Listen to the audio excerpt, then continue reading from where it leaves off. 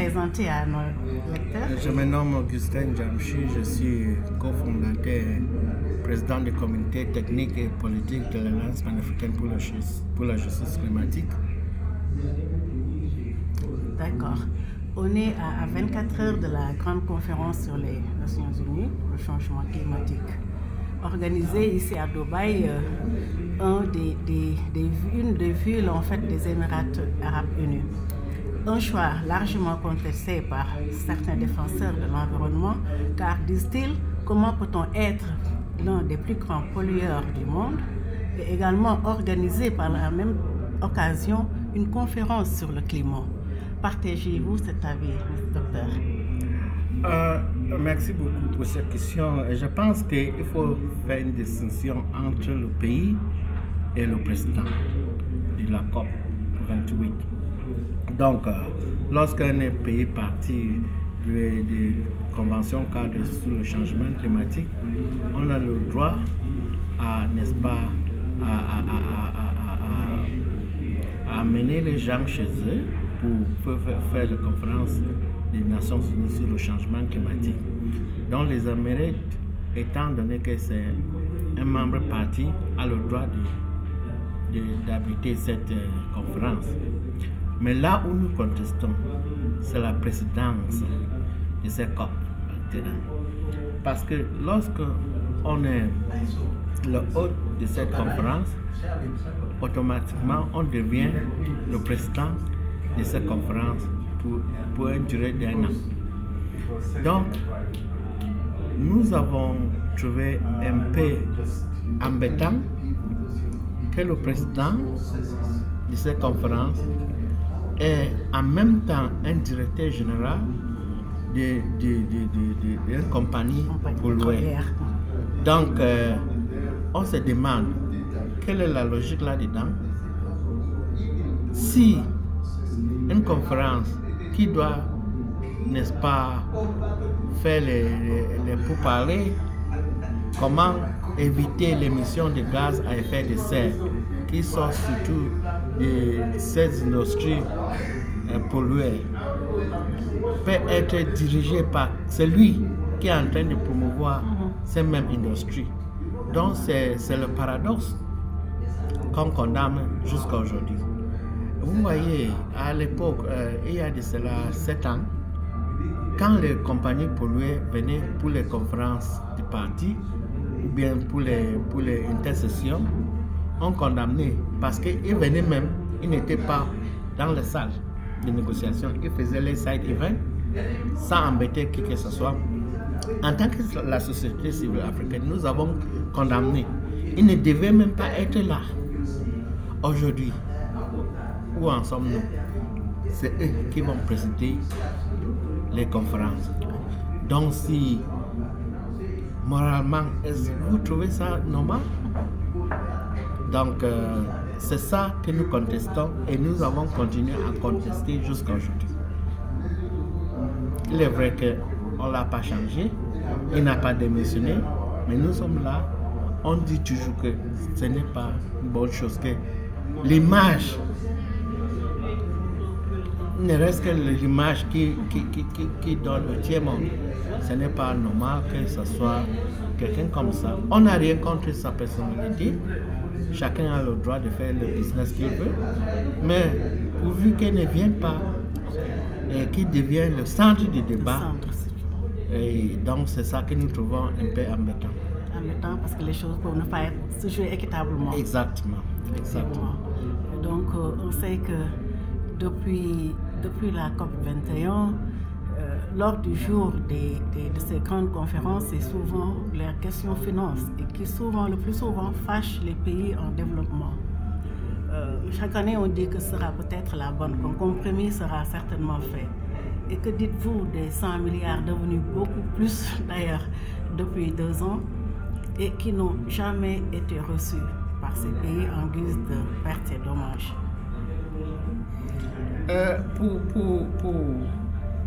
En ce qui concerne les finances, on dit souvent que le moyen d'application, n'est-ce pas, means of implementation en anglais, ça veut dire quoi? Ça veut dire l'action climatique doit être faite avec un appui financier. Lorsque vous regardez l'article 9 de l'accord de Paris, cela est clair. Qu'est-ce que le finance climatique? Le financement climatique est ce financement qui sort des pays développés envers les pays en voie de développement pour l'action climatique. L'action climatique peut être divisée en deux. Soit l'atténuation pour diminuer l'émission de gaz à effet de serre, ou bien l'adaptation, c'est-à-dire pour faire, n'est-ce pas, la résilience contre les effets néfastes du changement climatique. Alors, les pays en voie de développement, surtout en Afrique, les priorités c'est quoi? C'est l'adaptation parce qu'on subit déjà les conséquences néfastes du changement climatique. Donc, lorsqu'on dit on n'a pas encore eu la définition du financement climatique et toutes ces choses, nous on dit que c'est faux. C'est faux parce que l'argent là devait venir des pays développés envers les pays en voie de développement pour l'action climatique et qui cible les priorités et les plans. Notre priorité en Afrique, c'est l'adaptation. Est-ce qu'on a eu suffisamment l'argent pour l'adaptation? Même sur les 100 000 milliards de dollars de laquelle on parle, si on regarde ça très bien, et le financement pour l'adaptation n'atteint même pas 20%. Donc ça veut dire quoi? Ça veut dire que l'adaptation reste orphelin dans le canyon. C'est ça qu'on condamne. En plus, vous voyez l'effort qui est déjà fait par les pays en Afrique, surtout subsahariens, est énorme. Il y a une publication faite par TFON en 2022 et dit les pays subsahariens africains dépensent, certains pays, ou bien la majorité des pays qui représentent, n'est-ce pas, 350 millions de population en Afrique subsaharienne, dépensent 5 fois le budget pour l'adaptation plus qu'il fait pour la santé. Ça veut dire en effet que les pays en voie de développement en Afrique subsaharienne paient pour le changement climatique avec les vies, avec les santé. Cela n'est pas normal. Cela n'est pas normal. Donc, le financement climatique est vraiment primordial, mais on doit parler de ça d'une manière très claire. Parce que même l'article 9 city, ça devait être additionnel et clair et accessible aux populations et les pays en voie de développement. Donc voilà ce que nous condamnons aujourd'hui, c'est que l'adaptation est restée orpheline. Je vais foncer encore. En 2022, CPI a publié un rapport qui dit le financement climatique en général qui a circulé au monde entre 2019 et 2020 était environ 632 milliards de dollars. Donc, vous imaginez combien était le part de l'adaptation là-dedans? 46 milliards de dollars seulement. Et 15 000 dollars pour les pour l'adaptation, en même temps l'atténuation. Donc l'atténuation a pris le pas de lion. L'adaptation reste encore au fallait. Donc il faut qu'on parle de toutes ces choses d'une manière très claire. Voilà pourquoi l'Alliance panafricaine pour la justice climatique a décidé cette année de porter le thème « Tenez vos promesses ». Il ne faut plus annoncer les promesses que vous n'allez pas, n'est-ce pas, respecter. Regardons déjà ce que vous avez promis il y a de cela 15 ans pour voir en quelle mesure vous allez respecter ça. S'il ne reste que ça, voilà. Et les jeunes africains se sont réunis à Yaoundé, Cameroun, il y a de cela 2 semaines, pour dire, pour le financement de l'adaptation, il faut qu'on ait au-delà du doublement de ce financement. Parce que en 2000, pour le COP26, on avait dit on va doubler le financement pour l'adaptation. Donc, si on double seulement le financement pour l'adaptation, ça ne va rien représenter selon les besoins, n'est-ce pas? Donc, il ne faut pas, pour vraiment faire face aux besoins de l'adaptation, il va falloir qu'on pense à plus que doubler le financement pour l'adaptation. Par exemple? Donc, prenons le cas de 20 milliards de dollars qui est dans les 100 milliards de dollars. L'Afrique seule a besoin de combien pour l'adaptation? Plusieurs milliards. Donc, on ne peut pas se limiter pour doubler seulement, parce que si on double ça va devenir quoi? 40 milliards de dollars. Cela ne représente rien pour l'Afrique en particulier. Donc, je pense que nous sommes ici. Il est vrai que tu as parlé aussi des pertes de dommages. On dit le fonds pour le perte de dommages sera maintenant d'une manière intérimaire logé à la Banque mondiale. Et nous avons aussi n'est-ce pas, nous restreindre en ce qui concerne ça, nous réserve, n'est-ce pas?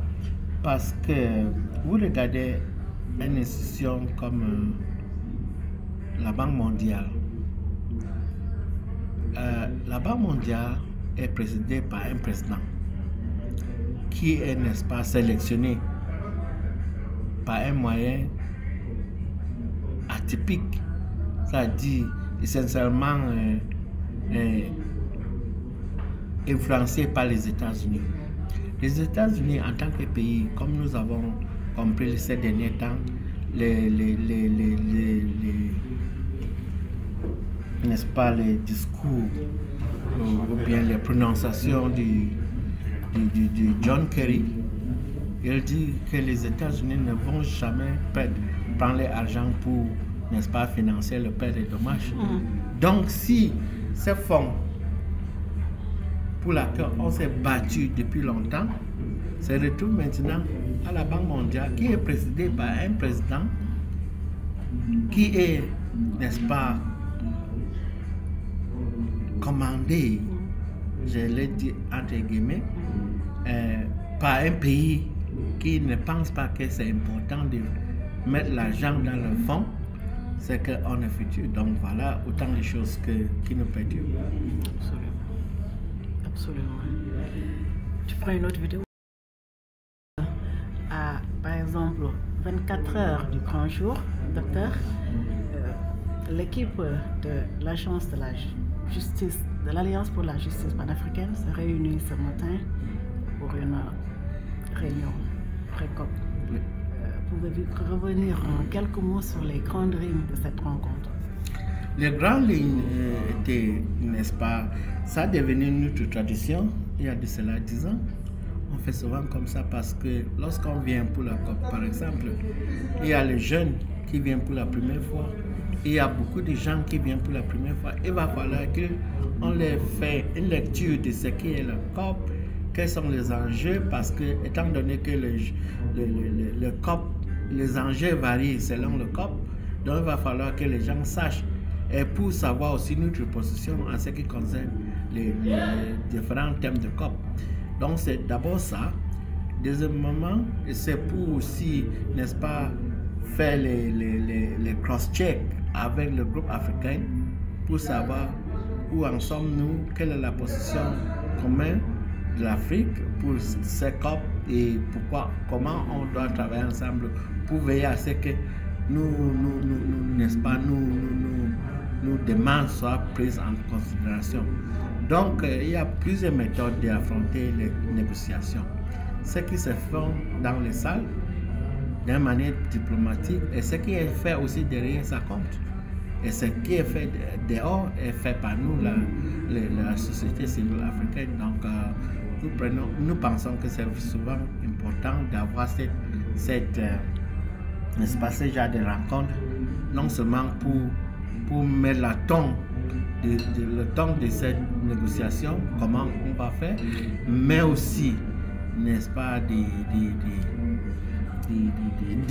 d'éduquer nos membres et comme ça. Donc, nous avons trouvé que la rencontre d'aujourd'hui était vraiment pertinente et importante pour ceux qui viennent d'arriver et pour ceux qui sont là, mais qui devaient comprendre certains enjeux qui ne sont pas encore inclus. D'accord. Donc, pour une dernière question, docteur. Donc, depuis la première COP en 1995 à Berlin, je crois. Berlin, oui. Donc, depuis lors, je dis que l'ordre du jour est le même, lutter contre le réchauffement climatique. Pensez-vous qu'il y ait eu vraiment quelque chose de positif dans tout ce qui a été fait jusqu'ici, ou bien y a-t-il des choses à changer quand même pour aboutir à ce que l'on veut réellement?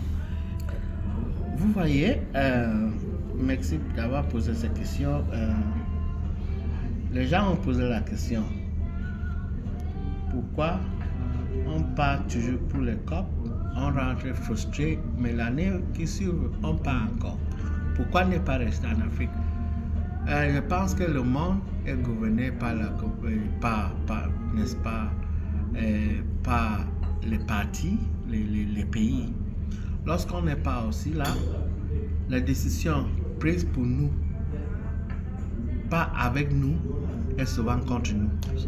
Donc même si on n'arrive pas à être là où on voulait être, on n'est plus aussi là où on était la dernière fois.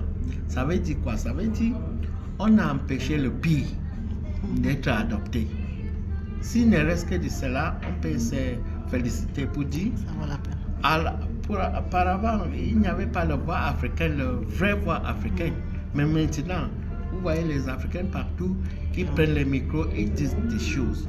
Et les choses concrètes, les choses vraiment pertinentes. Mais ce n'était pas le cas il y a de cela quelques 20 ans comme ça là. Donc les choses sont en train de changer.